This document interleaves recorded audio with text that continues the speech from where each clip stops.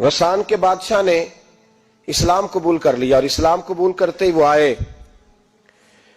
حج کرنے۔ حج کے بعد فارغ ہوئے تو ایک نفلی طواف کر رہا تھا غسان کا بادشاہ، شاہ غسان۔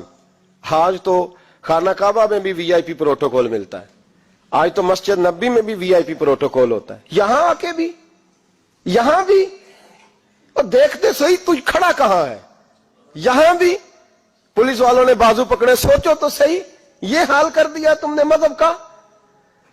طواف کعبہ ہو رہا ہے اور غسان کے بادشاہ نے جبہ پہنا ہوا ہے باریک اور لمبا، وہ طواف کعبہ کر رہا تھا تو ایک غریب آدمی کا پیر اس کے جبے پہ آ گیا۔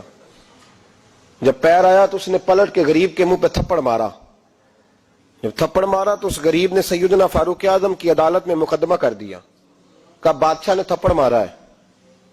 حضرت عمر فاروق رضی اللہ تعالیٰ عنہ نے بادشاہ کو بلایا، فرمایا تو نے اس غریب کو مارا ہے؟ کہا جناب اس نے پیر رکھا تھا۔ تو فرمایا پیر رکھا تھا تو کیا ہو گیا، تو نے کیوں لمبا جبہ پہنا تھا، تجھے سمٹ کے چلنا چاہیے تھا۔ کہا میرے لیے حکم کیا ہے؟ حضرت عمر کہنے لگے یہاں اسے رات میں راضی کر لے، ورنہ صبح اسی جگہ اسی کونے میں خانہ کعبہ کے سائے میں وہ غریب تیرے منہ پہ تھپڑ مارے گا اور تجھے تھپڑ کھانا پڑے گا۔ غریبوں سنو سنو، ساری رات وہ غسان کا بادشاہ غریب کی منت کرتا رہا تو راضی ہو جا۔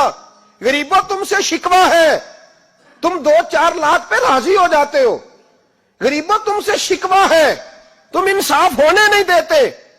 غریبوں تم تھوڑی تھوڑی بات پہ مطمئن ہو جاتے ہو، تھوڑی تھوڑی بات۔ جتنے غریب تن ہیں لباسوں سے دور دور، اتنی ہی چادریں میں مزاروں سے چھین لوں، اور جتنے غریب گھر ہیں اجالوں سے دور دور، اتنی ہی روشنی میں ستاروں سے چھین لوں۔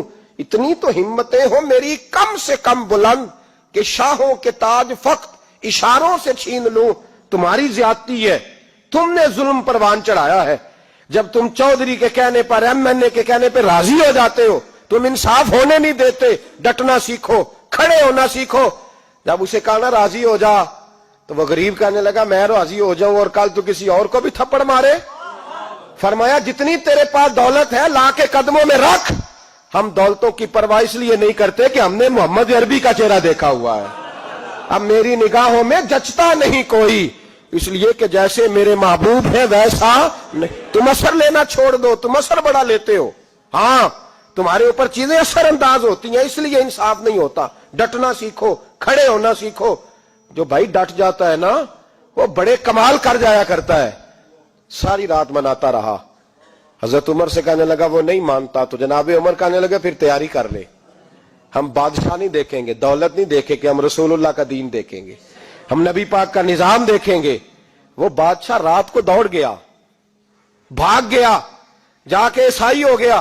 لوگوں نے کہا اتنا قیمتی آدمی عمر نے ضائع کر دیا۔ فرمایا چپ کرو، میں نے کوئی چیز ضائع نہیں کی، میں نے تو اپنے رسول کا دین بچا لیا ہے، کوئی شے ضائع نہیں ہوئی۔ عدل جب تک میں پھر کہوں گا، اس عدل کے نقصان میں ہر آدمی برابر کا شریک ہے۔ ہم عدل ہونے نہیں دیتے، ہم عدل قائم نہیں کرتے، ہمارا تقاضا ہی نہیں کہ عدل ہو، ہم اپنے آپ کو عدل کے لیے پیش ہی نہیں کرتے، مزاج ہی نہیں۔ حضرت علی المرتضیٰ ایک جری انسان تھے، اور وہ علی تھے جن پر انسانیت رشک کرتی ہے، اور مولا علی وہ ہستی تھے کہ میرے مصطفیٰ کریم صلی اللہ تعالی علیہ وسلم نے فرمایا اس کے دیدار کو تو فرشتے بھی آیا کرتے ہیں نا، بڑا آدمی۔ اور پھر امیر المومنین خلیفۃ المسلمین حضرت علی، خود مولا علی نے حضرت قاضی شریح کو قاضی بنایا، چیف جسٹس بنایا، اپنے ہاتھوں سے تعیناتی کی۔ حضرت مولا علی رضی اللہ تعالیٰ عنہ کی زرہ گم ہو گئی، کافی دیر گزر گئی تو ایک یہودی کے پاس وہ زرہ آپ کو نظر آئی۔ حضرت علی نے ڈائریکٹ اس سے چھین نہیں لیا، حالانکہ امیر المومنین تھے۔ ہمارے ہاں ڈنڈا بھی بڑا چلتا ہے نا، جو طاقتور ہوتا ہے وہ تو تھانے جاتا ہی نہیں، اس کو ضرورت نہیں، اس نے تو بندے رکھے ہوئے ہیں، اس کو تو پتہ ہے کام کیسے لینا ہے۔ لیکن حضرت علی نے آئینی رستہ اختیار کیا، قانونی رستہ۔ قاضی صاحب کی عدالت میں مقدمہ کیا کہ فلاں یہودی کے پاس میری زرہ ہے اور وہ چوری ہو گئی تھی، گر گئی تھی، گم گئی تھی، مجھے دلائی جائے۔ قاضی صاحب نے بلا لیا یہودی کو، امیر المومنین بھی کٹہرے میں۔ قاضی صاحب کہنے لگے اس سے کہ زرہ تیری ہے؟ اس نے کہا جی میرے پاس ہے تو میری ہے. قاضی صاحب کہنے لگے حضرت علی سے گواہ آپ کو دینے پڑیں گے کیونکہ مقدمہ آپ نے کیا ہے, اگرچہ وہ امیر المومنین ہے. توجہ ہے بھائیوں کی, سمجھ آ رہی ہے باتوں کی؟ گواہ امیر المومنین آپ نے دینے ہیں کیونکہ مقدمہ آپ نے دائر کیا. تو حضرت علی کہنے لگے میرا بیٹا حسن گواہی دے گا کہ میری ہے, اور میرا غلام کمبر گواہی دے گا. قاضی صاحب کہنے لگے حضور ان کی گواہی درست تو ہے پر میں نہیں تسلیم کرتا, اس لیے کہ بیٹے تو باپ کے حق میں بولا ہی کرتے ہیں, نوکر تو آقاؤں کے حق میں بولتے ہی ہیں, جائیں کوئی غیر جانبدار بندہ لے کے آئے جو گواہی دے. تو حضرت علی خاموش ہو گئے, کہنے لگے ابھی میرے پاس ایسا کوئی گواہ نہیں. قاضی صاحب کہنے لگے چلیں پھر آپ یہودی کو راضی کریں, آپ نے کیوں بلا وجہ گھسیٹا عدالت میں, راضی کریں, انصاف کا تقاضا ہے. تو حضرت علی قریب گئے, کہنے لگے بھیا ناراض نہ ہونا, زرا تو میری ہے, ناراض نہ ہونا, میں نے غلط مقدمہ نہیں کیا. وہ علیحدہ بات ہے کہ میرے پاس گواہ نہیں تو میں کوئی بے انصافی نہیں کر سکتا, تو میرے ساتھ چل تجھے کھجوروں کا حلوہ کھلاتا ہوں تاکہ تو راضی ہو جائے. وہ یہودی کہنے لگا میں نے قاضی صاحب کا انصاف دیکھا اور جناب علی کا انصاف کے لیے کھڑا ہونے دیکھا تو میں مولا علی کے قدموں میں بیٹھ گیا. میں نے کہا علی جب تیری یہ شان ہے تو محمد عربی کا کیا مقام ہوگا. میں نے کلمہ پڑھنا شروع کر دیا. دیکھیں نا تقاضا پورا کیا ہے حضرت علی نے. تو وہ کہنے لگا علی تیرے انصاف کے رنگ نے نا, جملہ یاد رکھنا, کہنے لگا یہودی علی تیرے انصاف کے اس رنگ نے میرے دل سے کفر کی میل دور کر دی, تیرے عدل نے میرا کفر توڑ دیا, کفر. لیکن شرط دیکھیں نا, غریب آدمی ابو ایوب انصاری, ماڑے بندے, اب تو پیر اور مولوی بھی گنجائش نہیں نہ دیتا کسی کو بولنے کی, تو سیاست دان تو اللہ کی پناہ, وہ تو پتہ نہیں کس طرح سوتے ہیں رات کو, اللہ ہی جانتا ہے, پتہ نہیں کس طرح اپنے آپ کو مطمئن کر کے وہ زندگیاں گزار رہے ہیں, خدا ہی بہتر جانتا ہے. حضرت عمر فاروق جیسا دلیر اور جرری آدمی جمعہ پڑھانے مسجد میں داخل ہوئے تو جناب ابو ایوب انصاری دروازے پہ کھڑے ہو گئے, کہنے لگے عمر تیرے نوکر نہیں, ٹائم پہ آیا کر, بڑی دیر سے کھڑے ہیں. کیوں دیر سے آیا ہے؟ بڑے جلالی تھے نا حضرت عمر, لیکن وہ جلالی اس وقت تھے جب کوئی ظلم کرتا تھا, اور ذات کے لیے جلالی نہیں تھے.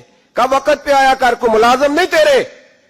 تو سیدنا فاروق اعظم منبر پہ چڑھے اور فرمانے لگے اللہ ابو ایوب انصاری کا بھلا کرے, جب تک اس طرح کے لوگ موجود ہیں کوئی بادشاہ بگڑے گا نہیں, اللہ اس کا بھلا کرے, اس نے میری توجہ صحیح. اور پھر عمر رو پڑے, رو کے فرمانے لگے مسلمانوں معاف کر دو, غلطی کوئی نہیں, میرے پاس کرتا ایک ہی ہے, اور عبداللہ کی ماں نے وہ دھو کے خشک ہونے کو ڈال دیا تھا, غریب ہوں, کرتا دوسرا کوئی نہیں, تو وہ ذرا نا خشک ہونے میں آ کے دیکھ لو ابھی بھی گیلا ہے, مجھے معاف کر دو, میری غلطی نہیں ہے.